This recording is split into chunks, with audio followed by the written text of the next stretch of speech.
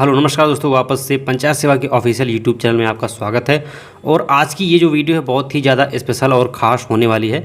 साथ ही साथ आज की वीडियो के अंदर हम लोग बात करने वाले हैं कि अगर आप एक तरीके से ग्राम प्रधान प्रत्याशी हैं या जिला पंचायत सदस्य प्रत्याशी हैं या बीडीसी प्रत्याशी हैं, तो आपको अगर चुनाव लड़ना है किसी भी स्टेट में तो आपके पास क्या क्या डॉक्यूमेंट होने चाहिए।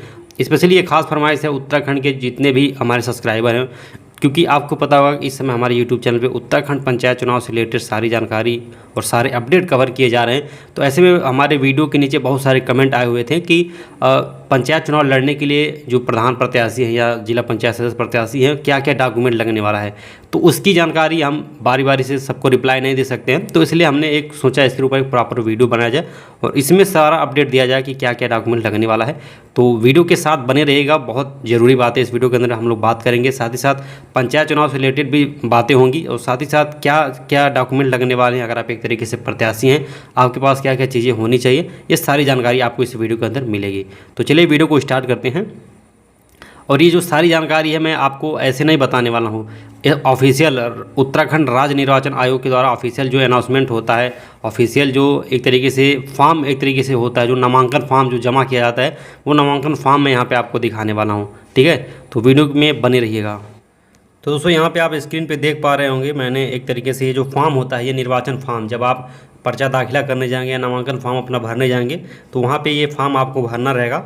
और ये फॉर्म काफ़ी बड़ा है, टोटल 60-61 पेज में बना हुआ है। ठीक है, और इस पेज के अंदर ग्राम पंचायत चुनाव से संबंधित जो भी डॉक्यूमेंट लगेंगे उसके बारे में जानकारी दिया गया है।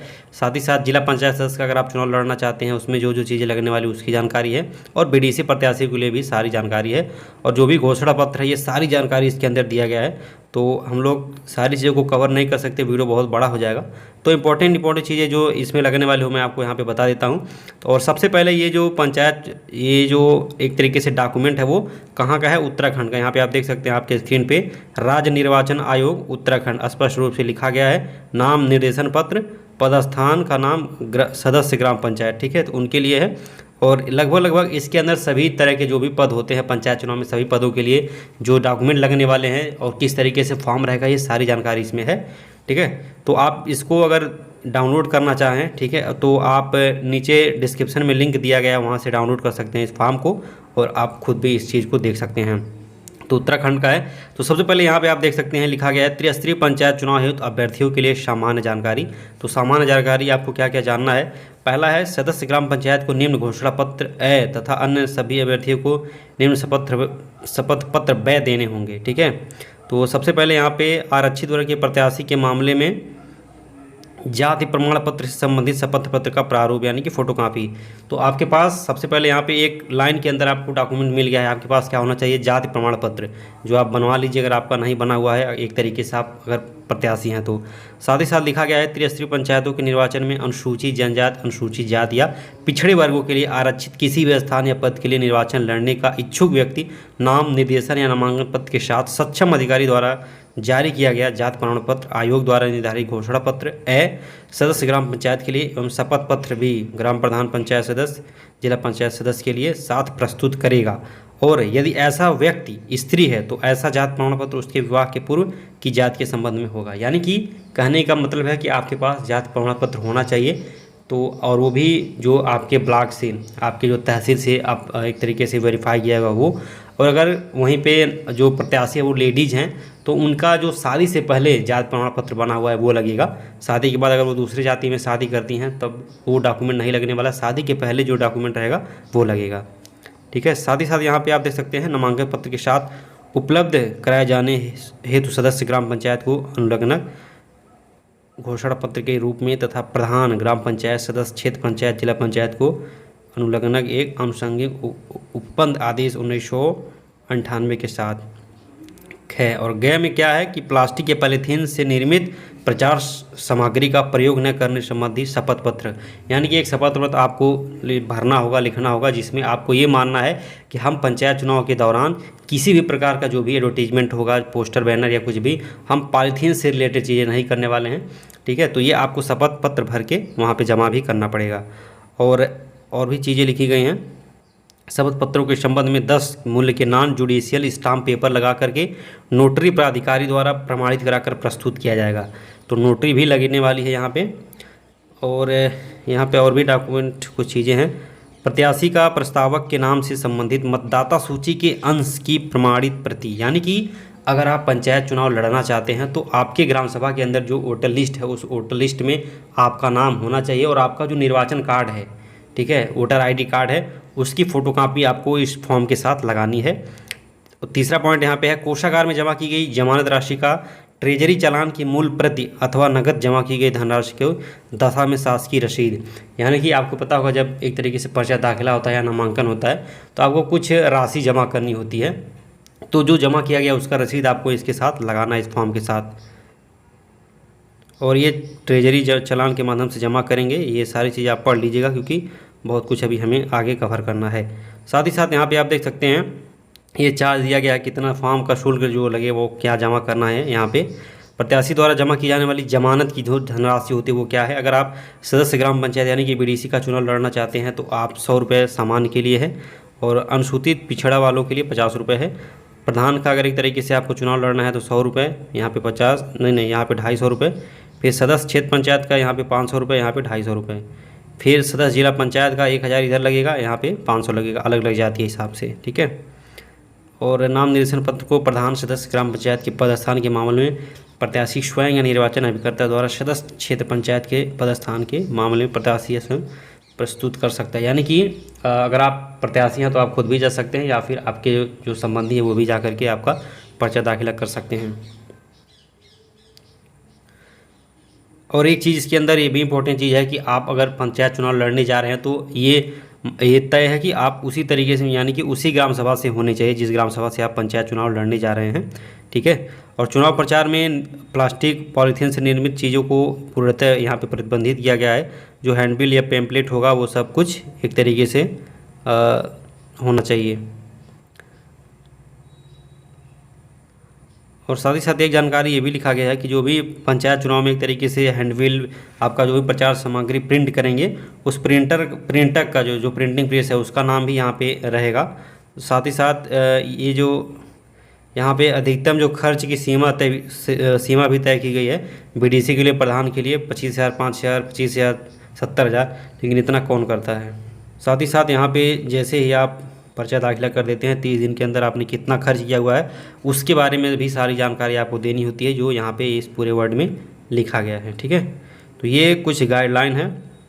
अब यहाँ पे एक तरीके से पद का नाम जो है सदस्य ग्राम पंचायत, अगर आप बीडीसी का चुनाव लड़ना चाहते हैं तो आपके पास इस तरीके का फॉर्म आपको मिलेगा और यहाँ पे आपको सारी चीज़ें भरनी है।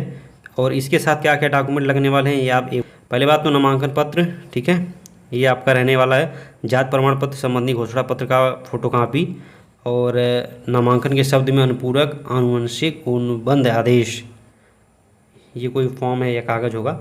चुनाव प्रचार प्रसार में पॉलीथीन का नहीं प्रयोग करना है, इसका घोषणा पत्र, ठीक है। तो ये कुछ बेसिक हो गए, बाकी आपके पास और भी चीज़ें होनी चाहिए। जब आप फॉर्म भरेंगे तो ये सारी चीज़ें आपको भर देनी है, भरते जाना है सब कुछ। उसके बाद यहाँ पे कुछ ऑफिसर से रिलेटेड भरना है। तो ये जो फॉर्म फिलअप करना है ये चीज़ें तो बाद में भी देखी जा सकती हैं। हम लोग यहाँ पे बात करते हैं डॉक्यूमेंट क्या क्या लगने वाला है। देखिए बहुत सारी चीज़ें लिखी गई हैं, बहुत सारी बातें लिखी गई हैं। टोटल 52 से 53 पेज का ये PDF है। अगर मैं उतने में बताने लगूँगा तो बहुत टाइम लगने वाला है। अब यहाँ पे मेन जो पॉइंट है उसको हम लोग यहाँ पे देख लेते हैं। सबसे पहले अगर आप प्रत्याशी हैं तो आपको इन सब का विवरण देना होगा, ठीक है। नगद का आपके पास कितना होगा, कैसे क्या है, बैंक वित्तीय संस्थानों और नॉन बैंकिंग वित्तीय कंपनियों में जमा जो धनराशि है, कंपनियों में बॉन्ड, शेयर और अन्य वित्तीय इंस्ट्रूमेंट्स, मोटर व्हीकल जितनी भी गाड़ियाँ आपके हैं उसकी जानकारी देनी है। जेवरात क्या है, कैसे है, ठीक है, संपत्ति जो भी है उसके बारे में डिटेल देना है। उसके बाद कृषि से रिलेटेड चीज़ें क्या हैं, कितनी ज़मीन है आपका, क्या है, वो सब जानकारी देना है। घर आपका कहाँ कहाँ पे है, ज़मीन कैसे कैसे कितनी ज़मीन है, घर बहुमंजिला मकान इत्यादि क्या है, सर्वे सबका होगा। तो ये सारी चीज़ें आपको लगानी रहेंगी। और साथ ही साथ यहाँ पे लिखा गया है 5वां पॉइंट, मैं नीचे अपने दायित्व सार्वजनिक वित्तीय संस्थानों के अतिशोध दायित्व और सरकारी देय का विवरण देता हूँ। अलग अलग विवरण देना है। अगर बैंक से आपने लोन लिया है तो उसके बारे में आपको जानकारी देनी है।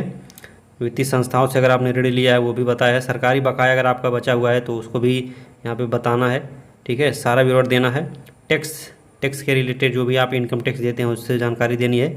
संपत्ति कर, प्रॉपर्टी टैक्स आप अगर भरते हैं तो उसका यहाँ पे पूरा डॉक्यूमेंट फिलअप करना है।